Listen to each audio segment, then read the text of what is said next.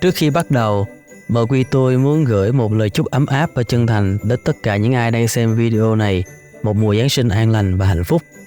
Giáng sinh sẽ không bao giờ trọn vẹn nếu thiếu đi những giai điệu vui tươi, đặc biệt là bài hát Jingle Bells. Đây là bài hát yêu thích của nhiều người trong dịp lễ này, nhưng bạn có biết rằng Jingle Bells cũng là bài hát đầu tiên được phát trong không gian không? Trong sứ mệnh Gemini 6A của NASA, sau khi hội ngộ thành công với tàu không gian Gemini 7 và chuẩn bị quay về trái đất, và ngày 16 tháng 12 năm 1965, hai phi hành gia khi đó là Walter Schirra và Thomas Stafford đã đùa với đài kiểm soát dưới mặt đất rằng họ nhìn thấy ông già Noel lái phi thuyền như sau.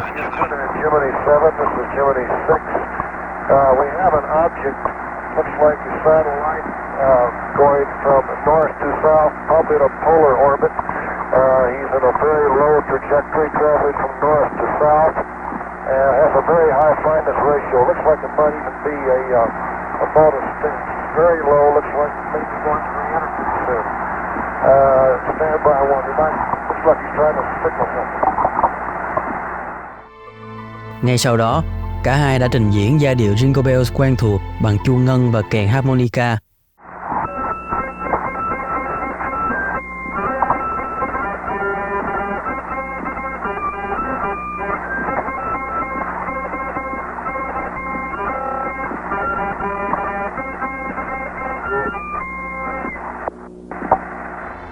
Về sau, Stafford chia sẻ thêm rằng ông và Schirra đã luyện tập để chuẩn bị cho tiết mục bất ngờ đó.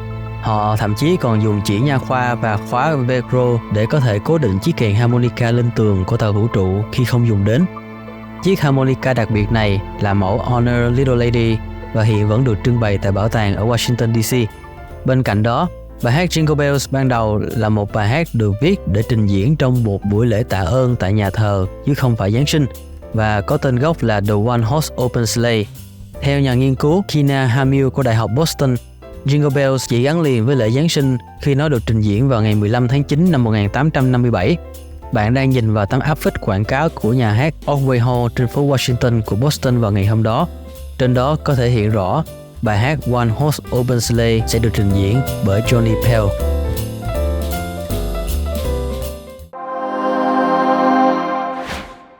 Không khí Giáng sinh đang tràn ngập khắp mọi nơi. Nếu đi chơi vào những ngày này, bạn sẽ dễ dàng bắt gặp hình ảnh những ông già Noel trong trang phục màu đỏ quen thuộc trên đường phố. Nhưng bạn có biết rằng ông già Noel không phải lúc nào cũng trông như vậy không? Một tuần trước Giáng sinh năm 1931, trên khắp nước Mỹ tràn ngập các bảng quảng cáo ven đường và các tạp chí hàng đầu. Lần đầu tiên một hình ảnh biểu tượng xuất hiện trước mắt công chúng. Nghệ sĩ Haddon Sundblom đã tạo ra hình ảnh ông già Noel quen thuộc mà chúng ta biết đến ngày nay cho một quảng cáo của Coca-Cola. Một người cao to ấm áp với đôi mắt lấp lánh và nụ cười rạng rỡ, khoác lên mình bộ đồ màu đỏ cùng thắt lưng đen và chiếc mũ đỏ mềm mại. Tuy nhiên, ít ai biết rằng trước năm 1931, hình ảnh ông già Noel trông rất khác. Nhờ vào ý tưởng đa dạng của nhiều nghệ sĩ qua thời gian, chúng ta có thể bắt gặp hình ảnh ông già Noel trong bộ áo choàng của giám mục, quần áo của người chăn cừu và thậm chí cả chiếc áo dài bằng da thú của một thợ săn Bắc Âu. Tuy nhiên, Sundblom không phải là người đã tiêu chuẩn hóa hình ảnh ông già Noel. Công lao đó thuộc về Thomas Nast khi thiết kế của ông cho tạp chí Harper's Weekly vào những năm 1870 đã làm được điều đó. Ông tạo ra hình tượng kinh điển của ông già Noel dựa trên bài thơ Visit from St. Nicholas hay Đêm trước Giáng sinh của Clement Moore, xuất bản lần đầu vào năm 1823. Dành cho những ai chưa biết, chính Nast cũng là người đã tạo ra các biểu tượng nổi tiếng khác của nước Mỹ như chú Sam, hình ảnh con voi của đảng Cộng Hòa và hình ảnh con lừa của đảng Dân Chủ.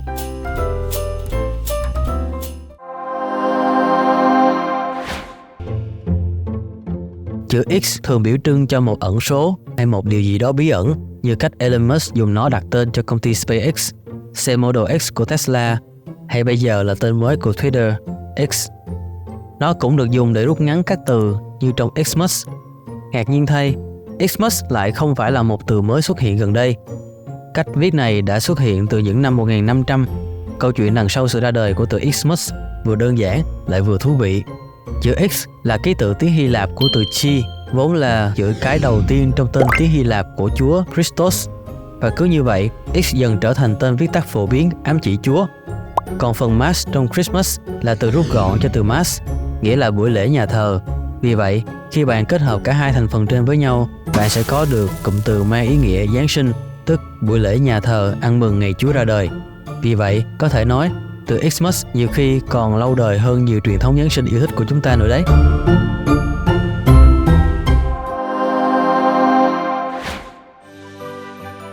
Bên cạnh ông già Noel, chú tuần lộc mũi đỏ Rudolph cũng là một phần không thể thiếu trong văn hóa Giáng sinh. Chúng ta đều biết câu chuyện về Rudolph tội nghiệp, luôn cố gắng hòa nhập với những chú tuần lộc khác của ông già Noel. Nhưng bạn có biết rằng, chú tuần lộc mũi đỏ này chỉ là sản phẩm được tạo ra trong một chiến dịch quảng cáo? Vào năm 1939, khi cuộc đại suy thoái đang dần suy yếu, một quản lý tại cửa hàng Montgomery Ward tại Chicago đã quyết định rằng cửa hàng nên tạo ra những cuốn sách tô màu vui nhộn để tặng cho trẻ em nhân dịp Giáng sinh. Sau đó, ông giao nhiệm vụ trên cho Robert May, nhân viên phụ trách quảng cáo của cửa hàng, sáng tạo nên một câu chuyện cho cuốn sách. Ông ấy đã viết nên câu chuyện về một chú tuần lộc mũi đỏ tội nghiệp. Sau vài tháng thực hiện dự án, vợ của May qua đời vì bệnh ung thư. Quản lý cửa hàng đã đề nghị rút ông khỏi dự án này, nhưng May từ chối bỏ cuộc. Cuốn sách sau đó đã trở thành một cú hit. Montgomery Ward đã in và phân phối hơn 2 triệu bản trong năm đó tại nhiều chi nhánh trên toàn quốc. Trong khi Rudolph đang thành công rực rỡ, thì mọi thứ lại dần trở nên tồi tệ hơn đối với May. Ông phải sống chật vật bằng đồng lương ít ỏi của một nhân viên viết nội dung quảng cáo và chìm trong nợ nần vì các hóa đơn chữa bệnh của vợ trong nhiều năm liền. Nhưng sau Thế chiến thứ hai, một bước ngoặt lớn đến với May khi Sewell Avery, giám đốc điều hành khi đó của Montgomery Ward, đã trao cho ông quyền sở hữu nhân vật Rudolph.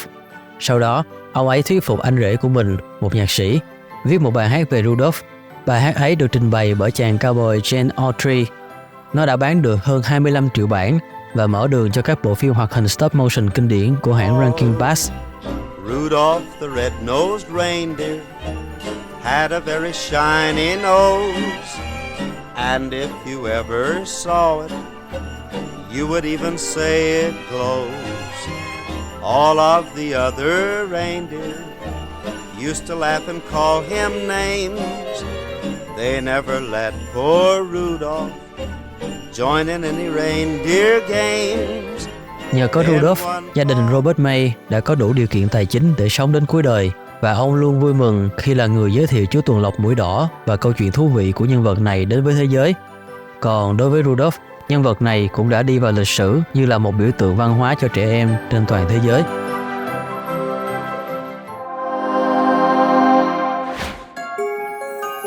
Giáng sinh thường được đa số tín đồ Thiên Chúa tổ chức vào ngày 25 tháng 12 dương lịch và là lễ kỷ niệm ngày sinh của Chúa Giêsu. Vì vậy, bạn có thể nghĩ rằng Giáng sinh phải bắt đầu từ ngày Chúa ra đời. Nghe có vẻ hợp lý phải không? Tuy nhiên, điều đó không đúng. Xã hội loài người đã tổ chức Giáng sinh vào ngày tăm tối nhất của mùa đông trong suốt nhiều thế kỷ, trước cả khi Chúa Giêsu đặt chân xuống trái đất. Ở các nước phía Bắc, dịp lễ mùa đông này được gọi là Yule và thường rơi vào ngày Đông Chí 21 tháng 12. Cha con trong gia đình sẽ kéo cây xanh vào nhà như lời nhắc nhở về sự sống và đốt những khúc gỗ này như một lời hứa hẹn về sự may mắn. Đế chế La Mã cổ đại cũng có lễ hội tháng 12 của riêng mình. Một tuần trước Đông Chí, người La Mã sẽ tổ chức lễ Saturnalia để tôn vinh Saturn hay thần nông nghiệp.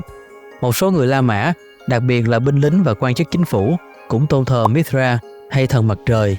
Họ tin rằng ngày sinh của Mithra, 25 tháng 12, là ngày linh thiêng nhất trong năm. Vào thế kỷ thứ nhất sau công nguyên, các truyền thống ngoại giáo gặp nhiều thách thức khi Thiên Chúa giáo dần gia tăng ảnh hưởng của mình. Tuy nhiên, ngày sinh của Chúa Giêsu vẫn là bí ẩn bởi Kinh Thánh không hề đề cập chính xác ngày Ngài được sinh ra. Vì những người La Mã ngoại đạo đã kỷ niệm ngày sinh của Mithra vào ngày 25 tháng 12, nên có giả thuyết cho rằng nhà thờ Công giáo đã chọn luôn ngày này làm ngày sinh của Chúa. Và rồi vào thế kỷ thứ tư, nhà thờ đã chính thức tuyên bố 25 tháng 12 là ngày lễ kỷ niệm cho việc Chúa chào đời. Một giả thuyết khác về nguồn gốc của lễ Giáng sinh vào ngày 25 tháng 12 được đưa ra bởi nhà sử học Sextus Julius Africanus. Ông xác định ngày thụ thai của Chúa Giêsu là ngày 25 tháng 3, cùng ngày mà ông cho rằng thế giới được tạo ra. Và sau 9 tháng trong bụng mẹ, Chúa sẽ được sinh ra vào ngày 25 tháng 12. Bất kể nguồn gốc của ngày lễ này là gì, có một điều luôn đúng, là phải mãi đến thế kỷ thứ 9, Giáng sinh mới trở thành một lễ hội lớn của những tín đồ Thiên Chúa. Nếu thấy hay, hãy ấn like video và subscribe kênh để không bỏ lỡ những nội dung mới nhất ra trong tương lai. Cảm ơn sự ủng hộ của mọi người.